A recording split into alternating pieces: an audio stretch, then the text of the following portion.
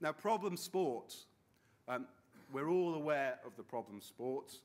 Dr. Sid Watkins, 26 years as a Formula One doctor, featured heavily in the great Senna film.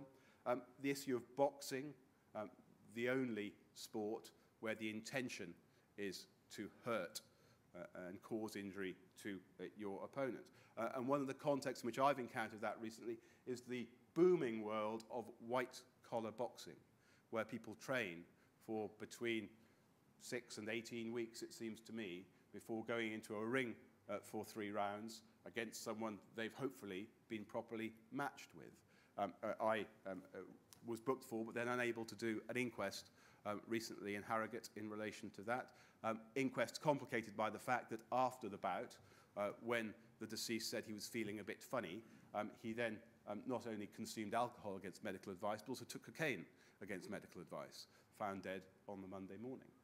Very difficult issues where people are coming into a very dangerous sport for a short stretch of time and exposing themselves to risk. Who are the medical officers for such white-collar boxing evenings? Are they appropriately indemnified? Concussion I'm going to leave because Dr. Michael Turner is coming after me, but I'll touch on it just at the end of my talk very briefly in relation to current legal issues. Skiing, of course, Michael Schumacher was, as we lawyers would say in our Latin way, volenti.